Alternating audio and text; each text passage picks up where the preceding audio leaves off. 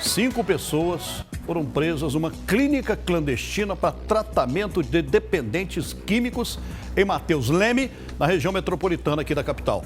De acordo com a Polícia Civil, os internos sofriam maus tratos, gente, tortura, passavam fome. Que é isso? Tinha castigo. Mas que isso aí não é clínica para recuperar ninguém. Você vai deixar o camarada mais revoltado. E olha lá que espelunca. Vamos ver.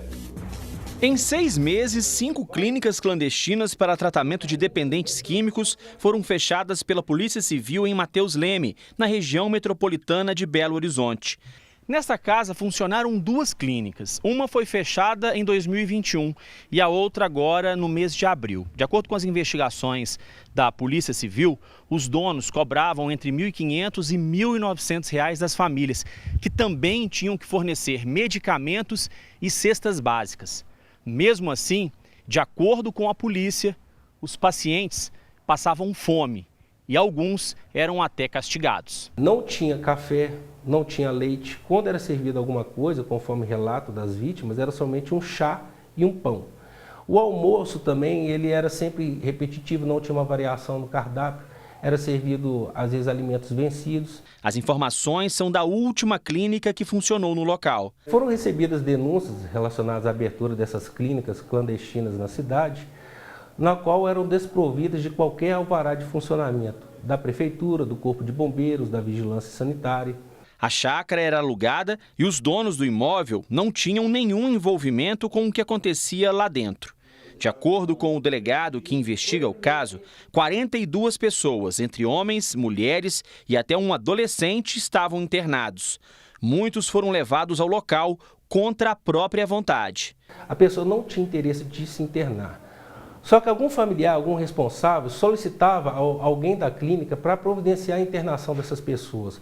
Uma equipe era direcionada até a residência dessa pessoa, no qual ela era tirada, às vezes, à força ou através da utilização de medicamentos, no qual ela ficava dopada. As pessoas eram simplesmente jogadas e encarceradas naquele local. Os pacientes foram resgatados e 5 pessoas foram presas em flagrante. Os depoimentos dos internos foram reunidos neste documento da Polícia Civil. Alguns relatos dão conta de que medicamentos estariam sendo diluídos em água.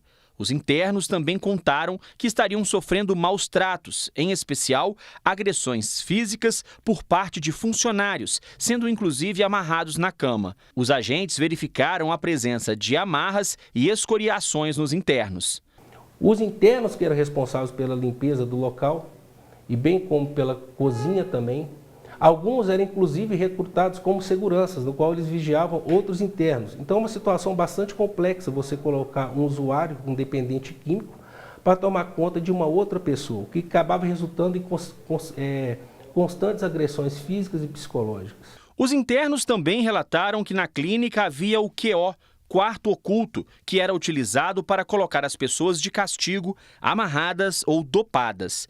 E que também havia punição de lavar vasilhas até a meia-noite. Eles contaram ainda que ficavam trancados o tempo todo isolados, que não havia bebedouro e que tomavam água do banheiro, da pia, e que muitas vezes não tinha água nem energia elétrica. A pessoa era amarrada à cama e dopada com a medicação. Ela não conseguia nem ir ao banheiro e acabava fazendo as necessidades fisiológicas na cama mesmo, e ficava às vezes por 3 dias. Quem desobedecia às ordens das pessoas que comandavam a clínica também recebia um castigo chamado de deserto.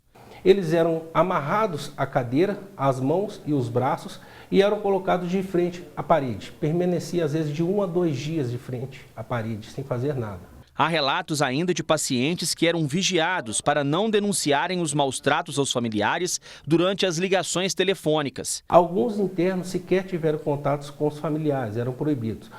Os outros que faziam algum contato, que geralmente era somente via telefone, eram vigiados o tempo todo. Se porventura eles pediam socorro, alguma coisa nesse sentido, o telefone era desligado e essa pessoa era castigada. Uma mulher chegou inclusive a ligar para a filha implorando para que ela tirasse de lá, caso ela quisesse ver ela viva, entendeu? Então chegam a situações extremamente absurdas que a gente não imagina que aconteça até hoje. Ainda segundo as investigações, foram encontradas no local receitas em branco, carimbadas e supostamente assinadas por um médico que está sendo investigado. Qualquer pessoa podia chegar e preencher aquele receituário e colocar uma medicação para efetuar a compra desse medicamento. Então ele teria sim participação nesse crime. O fechamento da clínica e de outras unidades terapêuticas clandestinas tem sido feito em parceria com a Secretaria de Desenvolvimento Social e da Vigilância Sanitária do município. Uma ação em conjunto com o Estado tenta combater este tipo de prática. Nossa intenção é inibir a instalação dessas clínicas clandestinas, tanto aqui no nosso município quanto nos demais municípios. As investigações continuam.